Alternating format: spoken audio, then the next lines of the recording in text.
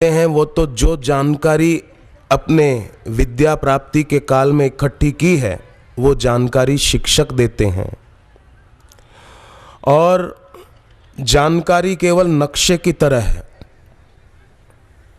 जैसे नक्शा वो व्यक्ति को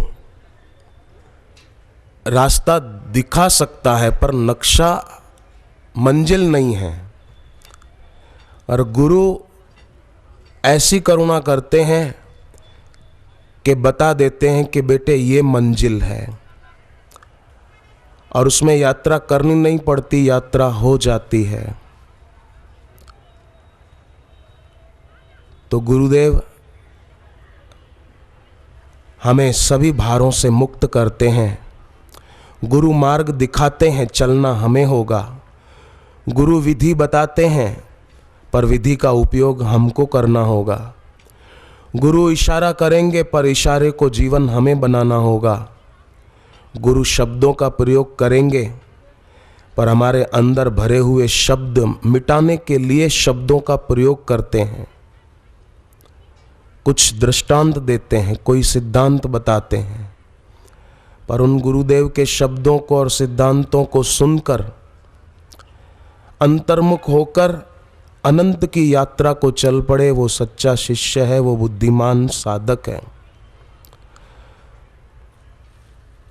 गुरु में भगवत भाव करे, वो साधारण साधक नहीं, असाधारण प्रतिभा का धनी साधक है। गुरु हैं तो मानव देह में, पर केवल मानव ही नहीं है।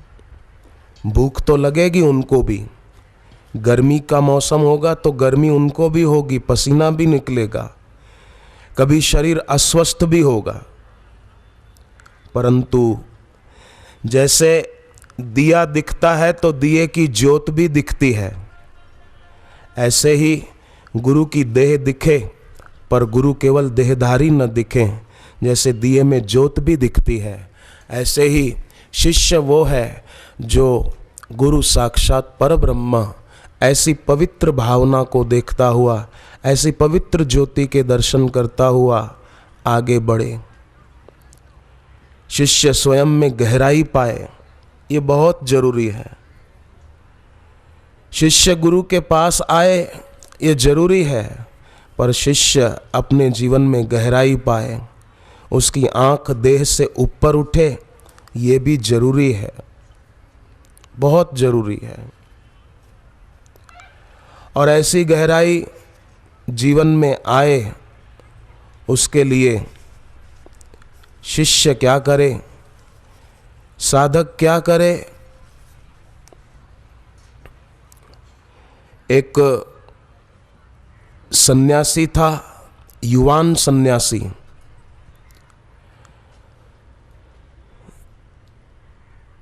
अपने गुरुदेव का आशीर्वाद पाकर वो खूब विद्वान हो गया था। बड़े बड़े विद्वान उसकी विद्वता का लोहा मानते थे, शास्त्रार्थ में उससे हार जाते थे। जय जयकार उस शिष्य की हो रही थी। एक दिन वो जब अपने गुरुदेव के निकट पहुंचा, प्रणाम किया, तो गुरुदेव ने कहा कि कब तक व्यर्थ की बकवास करता रहेगा, क्या मिलेगा इस बकवास से। अब इतना विद्वान था, बड़े बड़े प्रकांड विद्वान उसकी विद्वता को मानते थे, और गुरु कहने लगे इस बकवास से क्या मिलेगा, काहे को ये बकवास करता है। जो मिलता है संवाद से, बेटे तू ये व्यर्थ के वाद विवाद संवाद में कब तक उलझा रहेगा, कब तक शब्दों से खेलता रहेगा।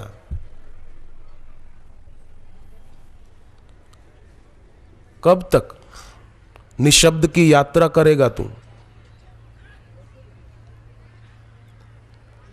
वो युवक अपने गुरुदेव के तरफ देखकर, पंडित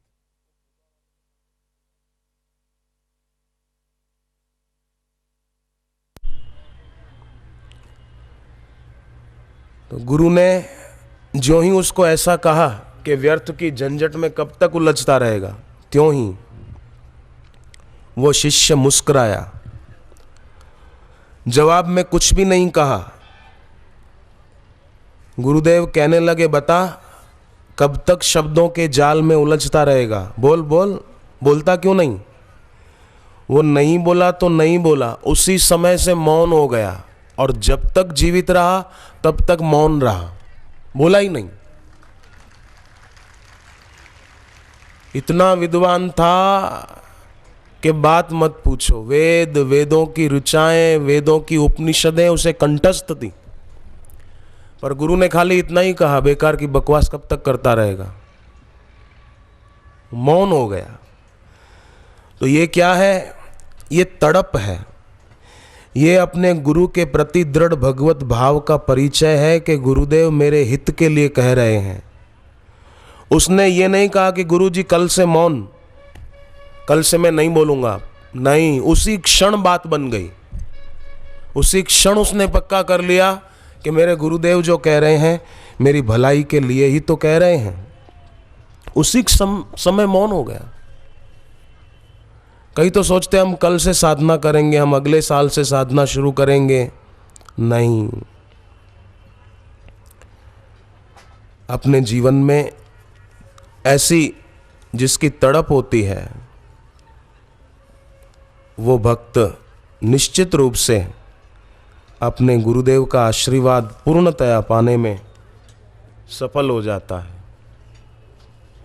इसलिए सत्संग गुरुमुख से सुनते समय इस भाव से सुना जाए, ग्राह्य भाव से, ग्राह्य दृष्टि से, सुनने वाले के जीवन में भी गहराई आती जाती है।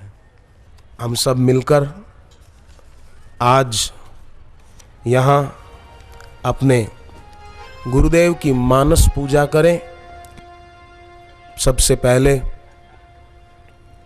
दोनों हाथ जोड़कर भगवान को धन्यवाद दें कि प्रभु आपने बड़ी कृपा की जो हमें ये मनुष्य शरीर दिया और उस पर भी भारत देश में हमको जन्म दिया और वो भी कलयुग में जन्म दिया ताकि इस घोर कलिकाल में एक दिन के भगवान नाम कीर्तन से ही वो लाभ हो जाता है जो सतयुग में 12 साल भगवान विष्णु का ध्यान करने से मिलता था। ऐसा पुण्य जो एक दिन में हो जाए, ऐसे कलयुग में हे भगवान आपने हमको जन्म दिया, भारत भूमि में जन्म दिया और फिर ऐसी कृपा की, ऐसी सम्मति दी कि हम मोक्षदायिनी पुरी हरिद्वार में गंगा जी के तट पर वैशाख मास में आए।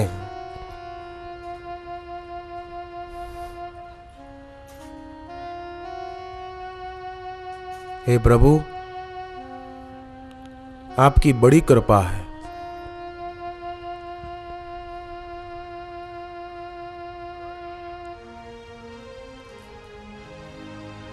अभाव की ओर मत देखें, हमारे पास ये नहीं है, हमारे पास वो नहीं है, हमारे पास अमुक चीज नहीं है, हम बड़े दुखी हैं।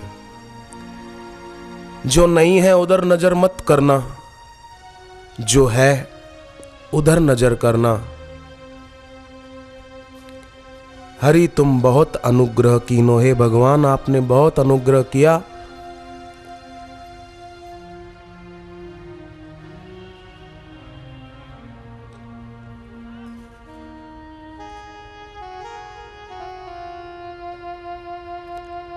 अब मन ही मन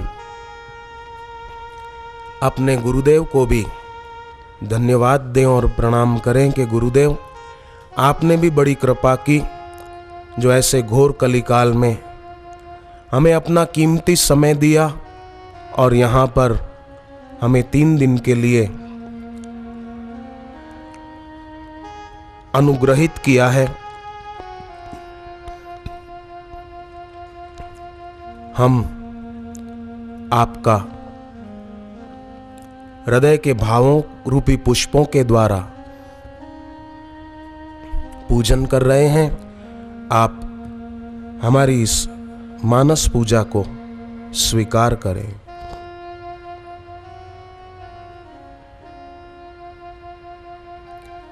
आरती सद्गुरु देव की गाऊं, आरती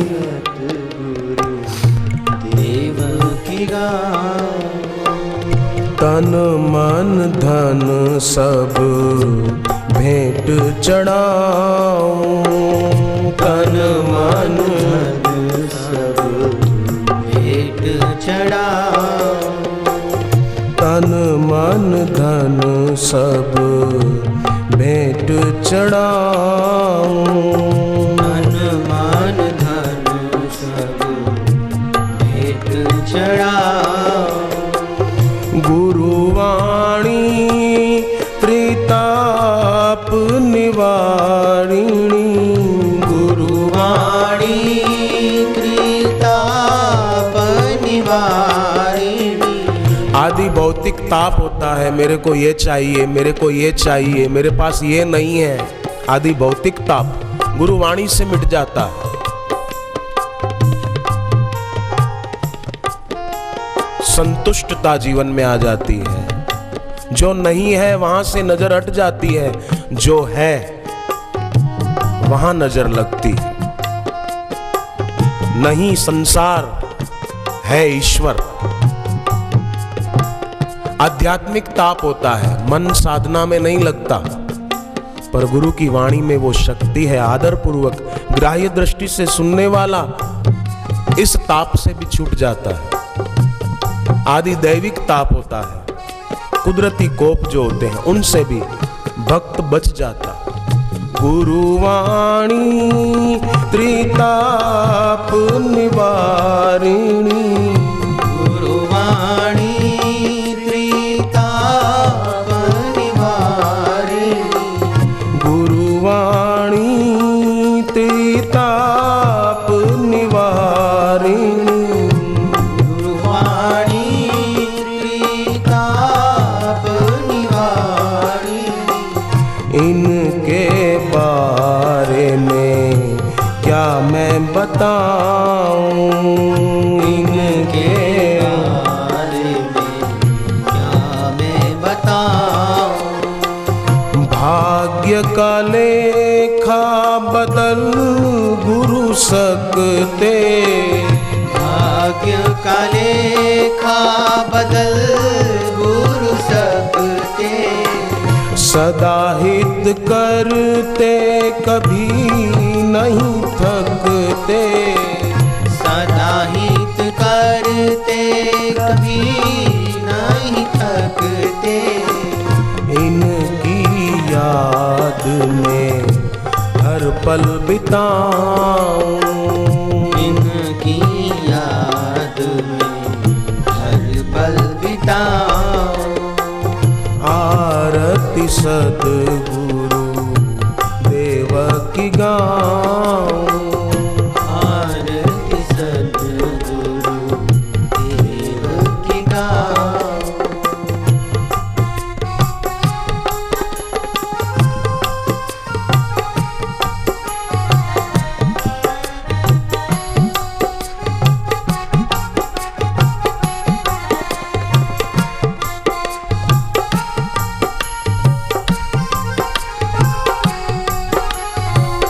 परम ब्रह्म साकार गुरु है, परम ब्रह्म साकार गुरु है। निर्विकार निराकार गुरु है, निर्विकार निराकार गुरु है, निर्विकार निराकार गुरु है, निर्विकार निराकार गुरु है। गुरु चरणन में शीश झुकाऊं। गुरु चरणन में शीश झुकाओ।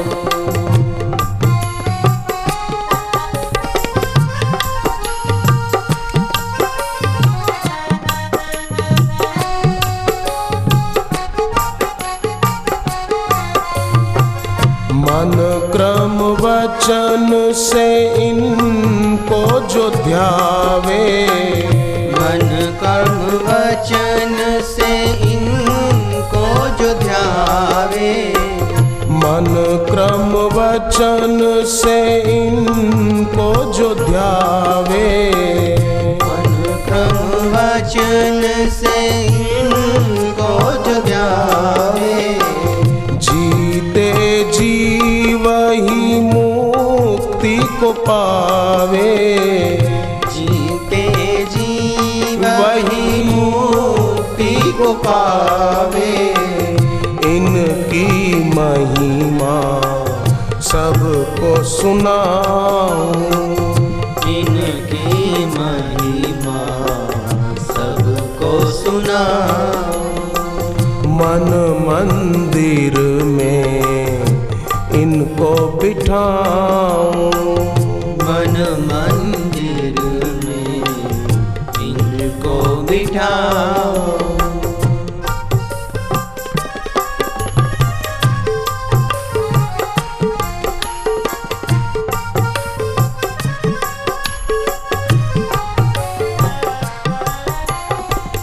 गुरु सेवक तो सदा सुख पावे, गुरु सेवक तो सदा सुख पावे।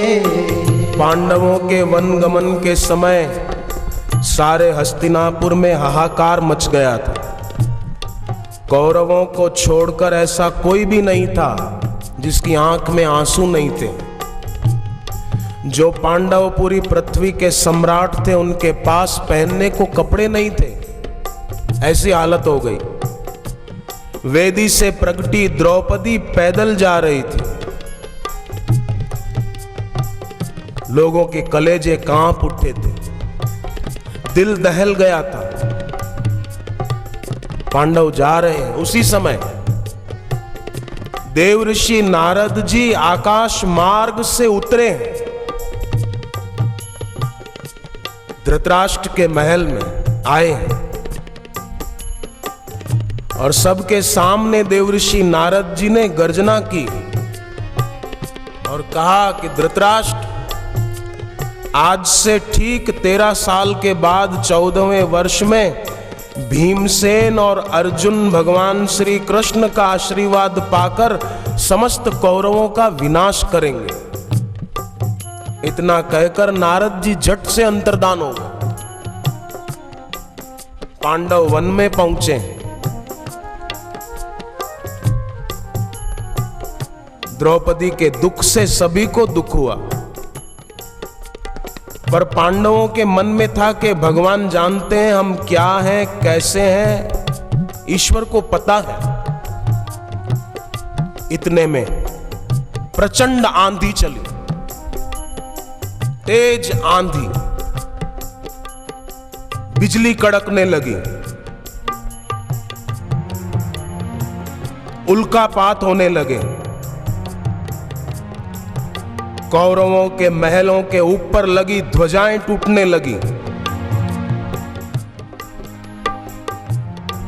वास्तव में भक्तों की भक्ति में बड़ी शक्ति होती है। उनके अपमान से रावण और कौरव जैसे लोगों का भी विनाश हो जाता है। भगवान श्री कृष्ण प्रकट हो गए वन में पांडवों के सामने और कहा कि उन पापियों का खून पीने के लिए अब पृथ्वी प्यासी हो गई। आज का कोई मीडिया वाला होता तो बोल देता, देखो श्री कृष्ण धमकी दे रहे। हो सकता है बोल देता, संभावना है पूरी। ये देखो श्री कृष्ण ने दी धमकी।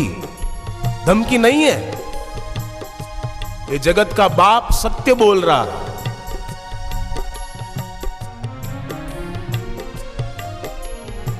अपने दुष्ट, अपने अनुचरों और बंधु बांधवों सहित कौरव मारे जाएंगे। भगवान ने आगे कहा, धर्मराजा युधिष्ठिर राजा बनेंगे। इन आतताई धोखेबाज दुरात्माओं को मार डालना सनातन धर्म के अनुकूल है। भगवान ने कहा, ये सब कार्य मैं करूंगा। ये बोलते बोलते श्री कृष्ण भगवान अधीर हो गए।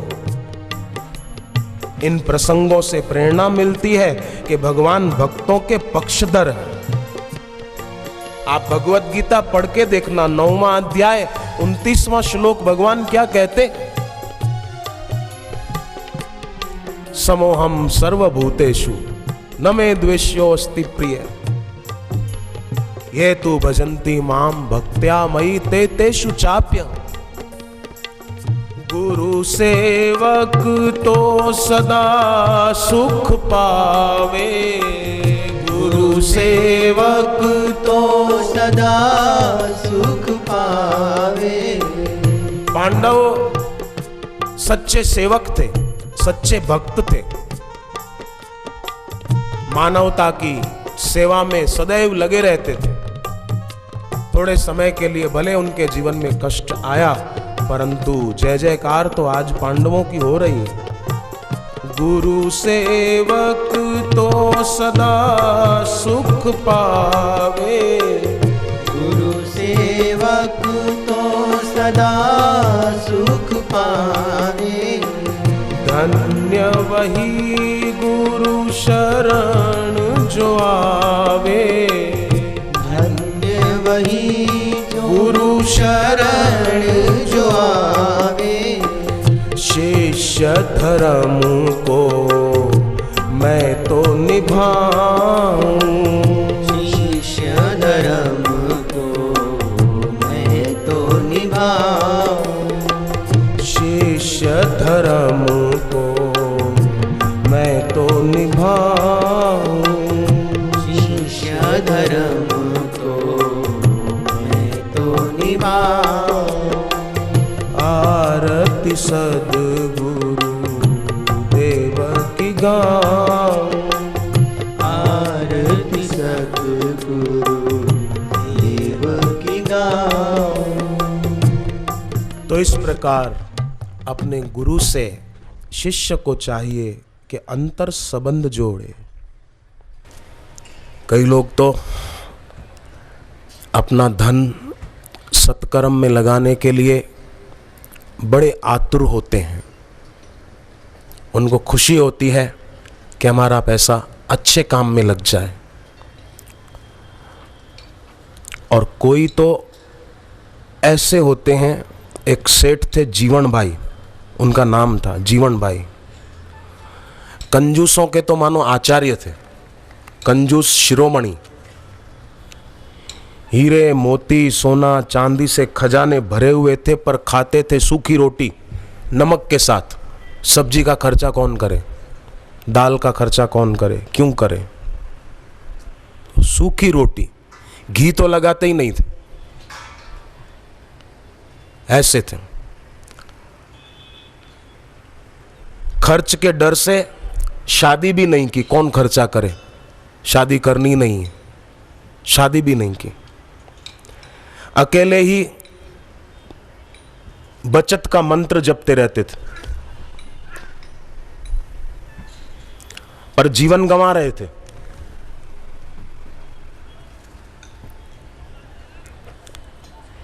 भगवान ने सोचा कि कमा कमा कर मर रहा है, मगर मुझे कभी 2 पैसे का भोग भी नहीं लगाया। कुछ ऐसा योग बिठा दिया जाए कि इस कंजूसी में बसर कर रहे जीवन पर कुछ असर हो जाए। एक दिन जीवन सेठ अपने 7 मंजिला पुश्तैनी मकान की अंतिम मंजिल पर बैठकर सूखी रोटी और नमक खा रहे थे। खा क्या रहे थे? बस जुगाली कर रहे थे, जुगाली कर रहे थे। तो एक कुत्ता आया ऊपर, 7वीं मंजिल पर पहुंच गया। तो सेठ नाराज हो गए, ये यहां कहां से आ गया? उन्होंने आओ देखा न ताओ अपना जूता उठाया, जो पूरे गांव भर में सबसे अधिक जोड़ तोड़ और टांकों के लिए प्रसिद्ध था, उठाया और कुत्ते को दे मारा। तो कुत्ता तो साइड हो गया और भाग गया, अदृश्य हो गया। पर जूता झरोखे से बाहर निकलकर पड़ोस में एक शादी थी और वहां खाना बन रहा था बारातियों के लिए, तो उसमें बड़े पतीले में जाकर गिरा। रसोइये जो थे खाना बनाने वाले, उन्होंने सोचा दाल का वघार तो लगाना बाकी है, ये गुड़ का ढेला कहां से अंदर आके गिरा। आसमान से गिरा क्या है, पर बड़े चमचे से जब निकाला तो हद तेरे की, गुड़ का ढेला नहीं, ये तो जूता है। बाराती लोगों ने देख लिया, वो नाराज हो गए कि शादी में जूते खाने आए हैं क्या, नाराज हो गए। दूल्हा दुल्हन तो बेचारे दिमाग चकरा गया उनका कि आज पहले ही दिन जूता तो जीवन भर क्या, शादी के दिन ही ऐसा। अब क्या हुआ कि विधि कराने वाले जो पंडित जी थे, उन्होंने अपनी धोती और पोथी समेटी कि अभी तो एक ही आया है, वो भी दाल में, दूसरा टाल पे आए उसके पहले सारा माल लेके भाग जाऊं, अब यहां बैठने में कोई सार नहीं। तब सब लोग जो शादी के जो बड़े लोग थे वो ऊपर गए और जीवन सेठ को बोला कि तुमने हमारा अपमान किया और खाना भी बिगाड़ा, तुम्हारा जूता हमारे दाल में आकर गिरा। बाराती भी नाराज हुए, हमारी सारी दाल भी खराब हो गई। कौन खाएगा ऐसी दाल, आपको जुर्माना भरना पड़ेगा, नहीं तो ठीक नहीं होगा। तो कितना जुर्माना दूं? उन्होंने कहा 5,000 रुपया देना पड़ेगा। बेचारे ने रोते रोते दे दिए। अब तो जीवन भाई जूतों पे खूब नाराज हुए कि कभी न घिसने वाले पैरों में सदा घिसने वाले जूतों को पहनूंगा ही नहीं। एक आदमी तो रास्ते में पैदल चलता हुआ जा रहा था, उसको कांटा लगा पैर में। पहले तो रोया पर फिर हंसने लगा। तो लोगों ने कहा कांटा चुभा, हंसते क्यों हो? बोले अच्छा हुआ मैं बूट पहन के नहीं आया था, नहीं तो मेरे बूट में छेद हो जाता। पैर में हो गया, उसका क्या। लोग अपना जीवन गंवा रहे हैं और जिन चीजों को बचाने की ताक में है वो चीजें तो छूटने वाली हैं और छूटती जा रही है। साधक अच्छे बुद्धिमान के छूटने वाली चीजों का सदुपयोग करते हुए कभी न छूटने वाले ईश्वर में विश्रांति पाने के लिए बापूजी के सत्संग में पहुंच जाते हैं। इसलिए मैं सत्संगियों को असाधारण कहता हूं, असामान्य बुद्धि के धनी कहता हूं। राजस्थान में एक भक्त हो गए, बड़े महान, अपना मन ईश्वर में लगाने वाले। उन भक्त का नाम था कुबा कुंभार, अति प्रेमी भक्त थे। उनकी पत्नी का नाम पुरी था। इन भक्त पति पत्नी में लोभ नहीं था पैसे का, मान सम्मान की इच्छा नहीं थी, एक दूसरे के प्रति कोई आसक्ति नहीं थी। महीने भर में केवल 30 बर्तन मिट्टी के बनाते ताकि अधिकांश समय भगवान के नाम जप कीर्तन और सेवा में हो सके। इतने से अपना गुजारा हो जाता है बस, तो बाकी का समय उसमें क्यों लगाएं। जबकि लोग क्या करते हैं, अपनी आवश्यकताएं बढ़ाते जाते हैं। आवश्यकताएं बढ़ाते जाते तो उसके लिए पैसा चाहिए और पैसा कमाने के लिए वो अपना टाइम बहुत देते हैं, ओवर टाइम भी करते हैं। तो उससे क्या होता है, थक जाते हैं, ज़्यादा काम करके थक जाते हैं, तो फिर बाकी का समय जो मिला उसमें सो जाते हैं, तो उनको साधना करने के लिए टाइम नहीं मिल पाता। इसलिए अपने को एक काम ये करना होगा, मेरा ऐसा विचार है कि अपनी व्यक्तिगत आवश्यकताएं कम की जाए, अपना व्यक्तिगत खर्च कम किया जाए।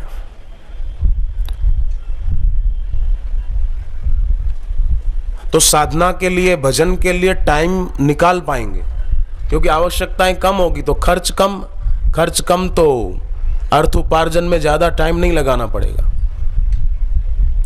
भजन में लगे, भजन में आदमी होशियार हो जाए, जबकि लोग और सब गांव में होशियार हो जाते हैं, पर जब करने बैठते तो नींद आ जाती। कईयों को, सबको नहीं पर कईयों को आती। भजन में आतुरी कीजिए, जगत में जीवन थोड़ा।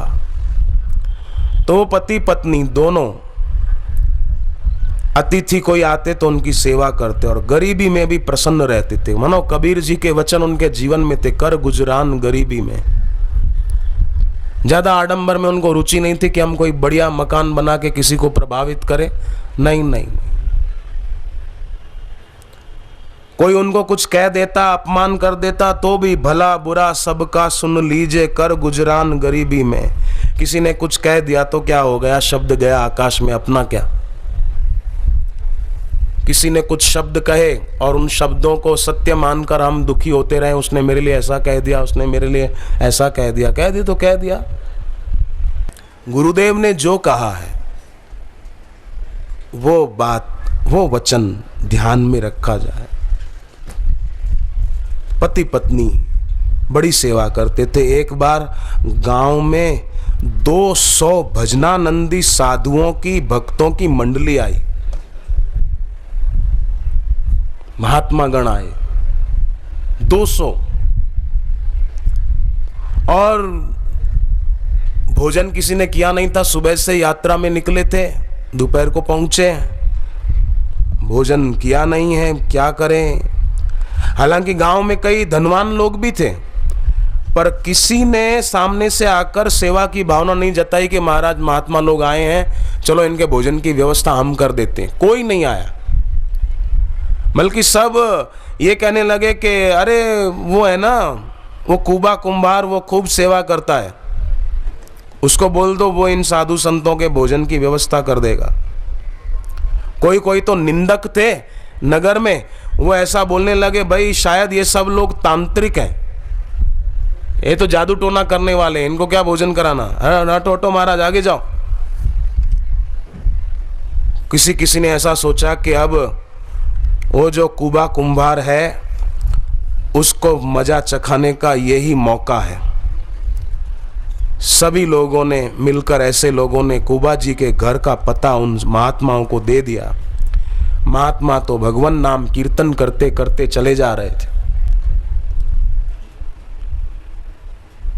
श्री हरि शरणम, श्री हरि शरणम, श्री हरि शरणम, श्री हरि शरणम, श्री हरि शरणम, श्री हरि शरणम, श्री हरि शरणम, श्री हरि शरणम, श्री हरि शरणम, श्री हरि शरणम, श्री हरि शरणम, श्री हरि शरणम, श्री हरि शरणम, श्री हरि शरणम, श्री हरि शरणम, श्री हरि शरणम, सद्गुरु शरणम, सद्गुरु शरणम, सद्गुरु शरणम, सद्गुरु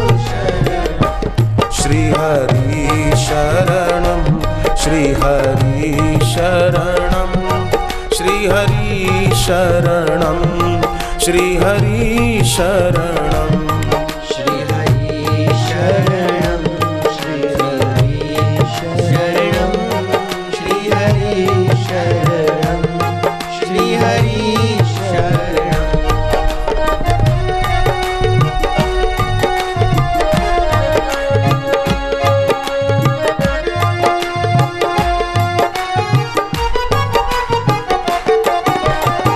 ओम नमो भगवते वासुदेवाय, ओम नमो भगवते वासुदेवाय, ओम नमो भगवते वासुदेवाय, ओम नमो भगवते वासुदेवाय, ओम नमो भगवते वासुदेवाय, ओम नमो भगवते। वासुदेवाय।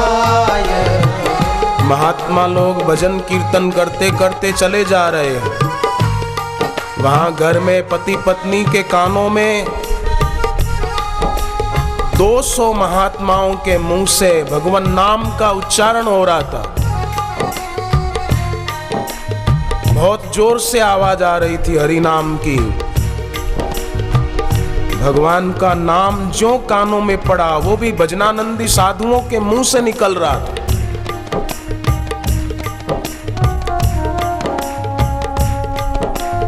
पति पत्नी दोनों की आंखों से आंसुओं की धारा बह चली और ये दोनों भी संतों के साथ सुर मिलाकर गाने लग गए। श्री हरि शरणम, श्री हरि शरणम, श्री हरि शरणम, श्री हरि शरणम, श्री हरि शरणम, श्री हरि शरणम, श्री हरि शरणम, श्री हरि शरणम, श्री हरि शरणम, श्री हरि शरणम, सद्गुरु शरणम, सद्गुरु शरणम, सद्गुरु शरणम, सद्गुरु शरणम। अब महात्मा लोग कीर्तन करते करते उस कुबा कुंभार के घर के बहुत नजदीक आ गए। पति पत्नी दोनों आरती का दीप जलाकर चंदन आदि लेकर बाहर आ गए। संतों को तिलक करके उनको प्रणाम किया। भजनानंदी महात्मा थे। महात्माओं ने कहा, बहुत सुंदर तुम्हारी भक्ति और तुम्हारी भावना हमने सुनी थी, पर आज हम प्रत्यक्ष देख रहे हैं। दोनों पति पत्नी बहुत आनंदित हुए। संतों को बिठाया, कीर्तन होने लगा। श्री हरि शरणम, श्री हरि शरणम, श्री हरि शरणम, श्री हरि शरणम, श्री हरि शरणम, श्री हरि शरणम, श्री हरि शरणम, श्री हरि शरणम, सद्गुरु शरणम, सद्गुरु शरणम, सद्गुरु शरणम, सद्गुरु शरणम। संत कीर्तन कर रहे हैं। पति ने अपनी पत्नी को कहा कि इनको भोजन तो कराना पड़ेगा, पर अपने पास घर में सीधा सामान नहीं है। चलो मैं देखता हूं, किसी से उधार लेकर आता हूं। पैसे तो अपने पास है नहीं। वो निकल पड़े कुबा कुंभार, पर कोई भी व्यापारी उनको उधार देना नहीं चाहते थे।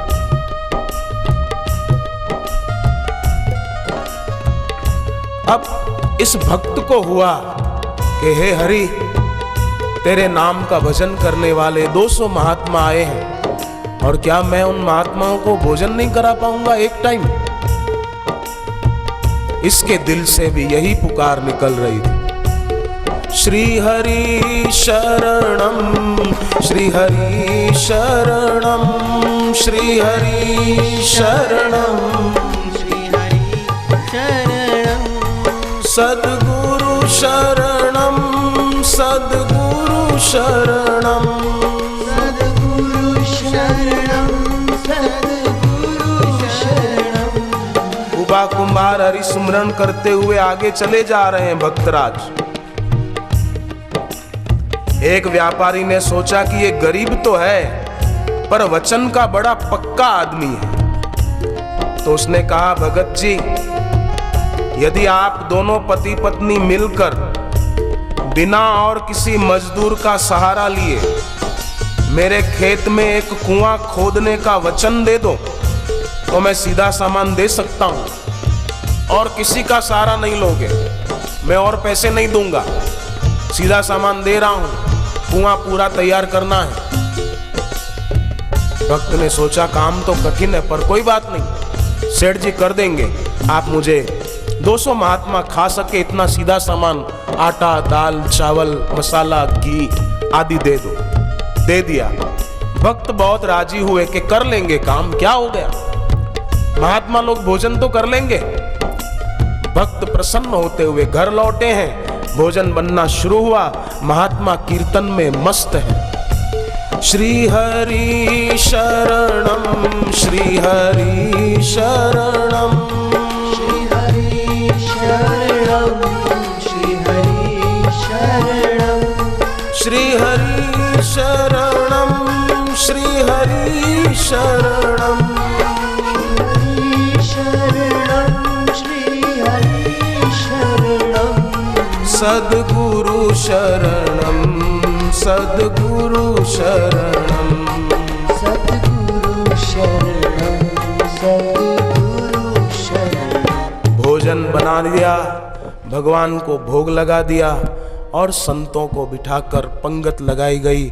सभी भजनानंदी साधुओं ने हरि हरि करते हुए भोजन प्रसाद ग्रहण किया और उस पति पत्नी को आशीर्वाद देते हुए महात्मा लोग वहां से विदा हो गए।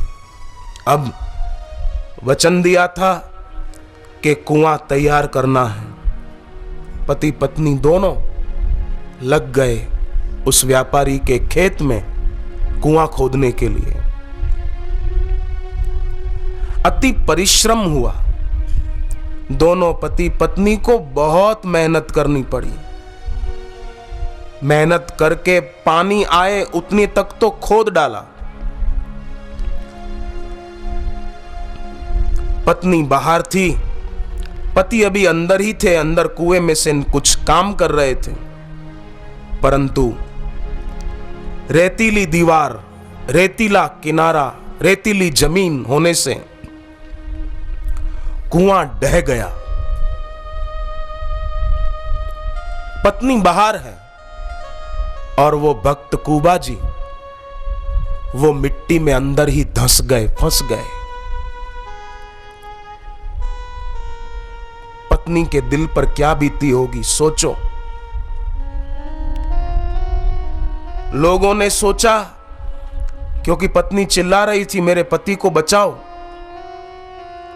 लोगों ने सोचा कि पूरा कुआं भर गया, रेती ढह गई, फिर से खोदेंगे तो काफी टाइम लगेगा और इतनी देर में तो वो अंदर जीवित रहेगा भी नहीं।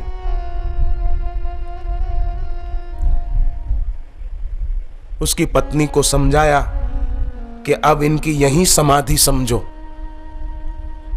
क्योंकि मेहनत करके खोदेंगे कितना टाइम लगेगा और इतनी देर वो जीवित रह पाएगा हम नहीं मानते। लोगों ने पत्नी को समझाकर, पत्नी भी अकेली क्या करती, बेचारी अकेली रह गई थी, सो उसने भी अपने मन को मना लिया।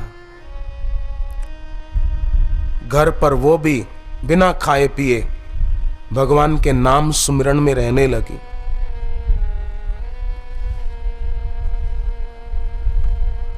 दिन बीतने लगे। थोड़ा सा दूध आदि ले लेती पत्नी, पर उसको कुछ अच्छा नहीं लगता था। भगवान के नाम में तल्लीन रहती थी। दिन बीते, सप्ताह बीते, महीने बीते, बरसात की ऋतु आई। बच्चा खुचा जो थोड़ा खड्डा था वो भी मिट्टी और कीचड़ बहकर आ जाने से एकदम समतल हो गया।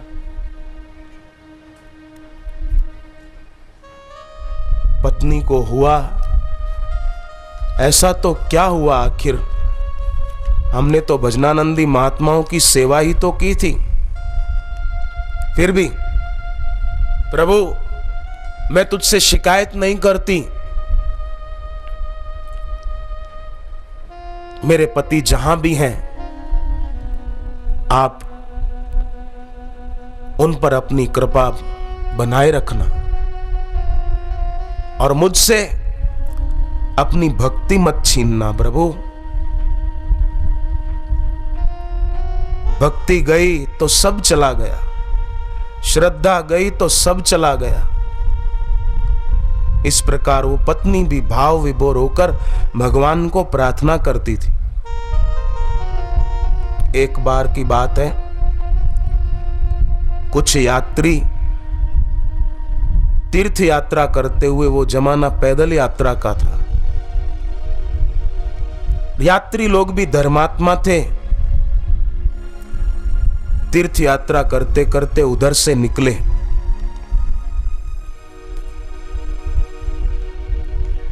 यात्री भी भगवान नाम सुमरण करते हुए जा रहे थे। श्री हरि शरणम, श्री हरि शरणम यात्री कर रहे थे। ईश्वर ने योग कुछ ऐसा बनाया कि यात्री भी उसी जगह से पसार हो रहे थे जहां रेतीला भाग ढह जाने से भक्त कुबाजी दब गए थे। उसी एरिया से वो यात्री पसार हो रहे थे।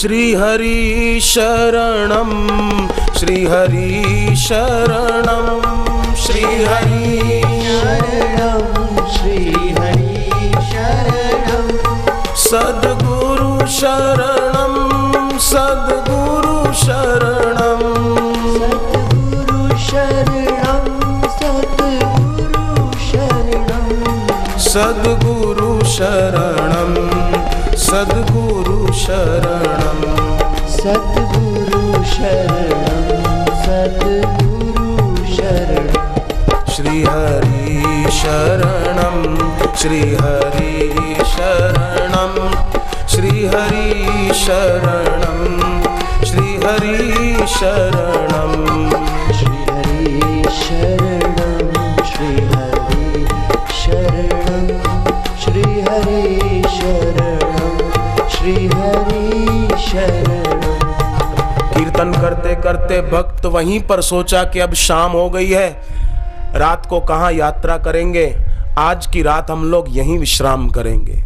जहां वो रेतीला भाग ढह जाने से भक्त कुबाजी अंदर ही रह गए थे।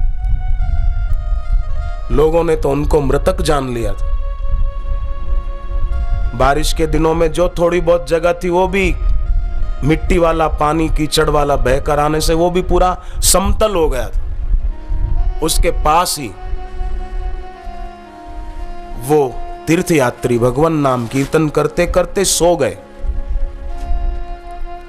सुबह जल्दी तैयार हो रहे थे वो आगे जाने के लिए। अचानक सब भक्तों को उस भूमि के भीतर से दिव्य भगवान नाम की आवाज आई।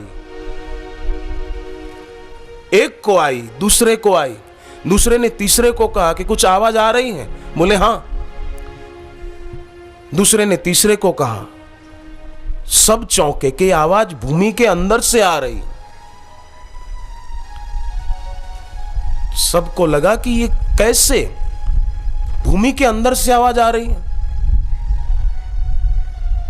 और यही श्री हरि शरणम, श्री हरि शरणम, श्री हरि शरणम, श्री हरि शरणं श्री हरि शरणं सद्गुरु शरणम, सद्गुरु शरणम, सद्गुरु शरणं सद्गुरु शरणं श्री हरि शरणम, श्री हरि शरणम, श्री हरि शरणं श्री हरि शरणं।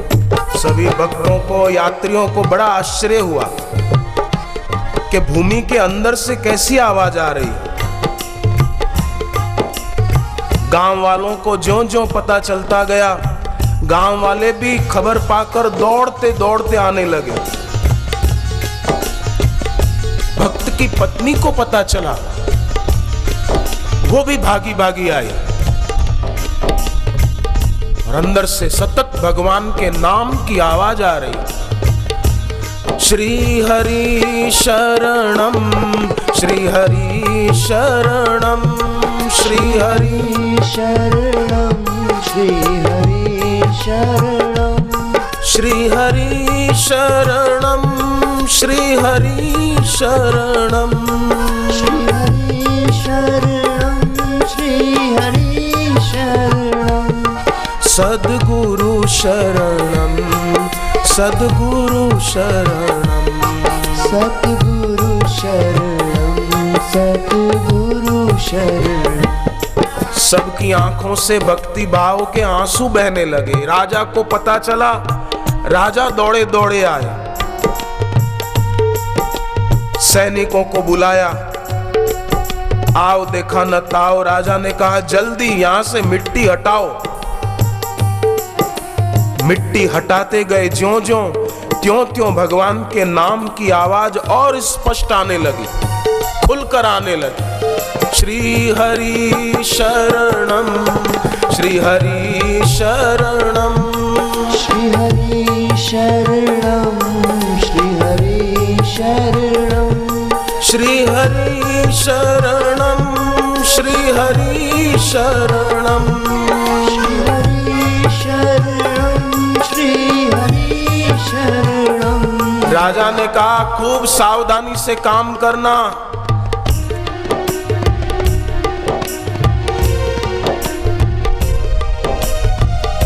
सबके दिल की धड़कनें मानो रुक गई थी कि अब कैसा दृश्य देखने को मिलेगा। सैनिक और दूसरे लोग लग गए मदद में, खूब सावधानी से मिट्टी हटा रहे। ज्यों ज्यों मिट्टी हटती जा रही है, त्यों त्यों आवाज और स्पष्ट आ रही है।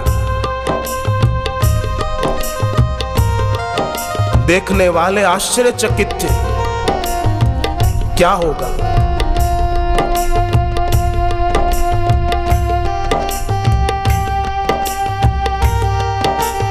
हटाते गए, मिट्टी हटाते गए।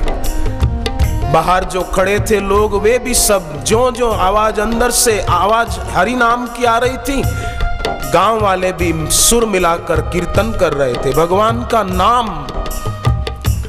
श्री हरि शरणं श्री हरि शरणं श्री हरि शरणं श्री हरि शरणं श्री हरि शरणं श्री हरि शरणं श्री हरि शरणं श्री हरि शरणं सद्गुरु शरणं सद्गुरु शरणं सद्गुरु शरणं सद्गुरु शरणं श्री हरि शरणं श्री हरि शरणं श्री हरि शरणं श्री हरि शरणं श्री हरि शरणं श्री हरि शरणं श्री हरि शरणं श्री हरि शरणं। मिट्टी हटाते गए। जब मिट्टी हटाई तो देखा एक परत सी है गहराई में।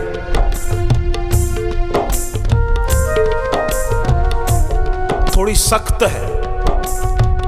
उस सख्त तह को जब हटाया गया तो अंदर का दृश्य देखकर सब ने भगवान के नाम की जय जयकार की। अंदर भगवान विष्णु की दिव्य मूर्ति थी और भगवान की मूर्ति के सामने भक्त कुबा जी सुरक्षित बैठे थे और गा रहे थे श्री हरि शरणं श्री हरि शरणं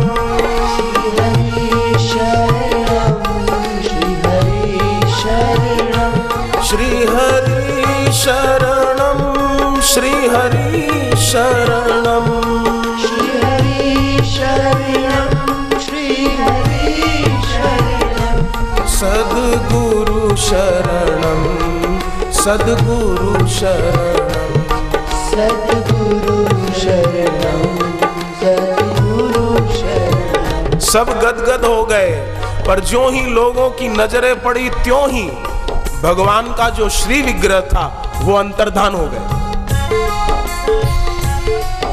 भगवान का विग्रह अचानक लोगों की दृष्टि से ओझल हो गया, पर कुबा जी वहीं के वहीं थे।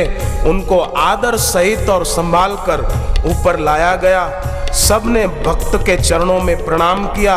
पत्नी भी प्रसन्न हो गई। पूरे गांव के लोग गदगद हो गए कि कैसी है भगवान की महिमा और कैसी है भगवान की शरणागति की महिमा।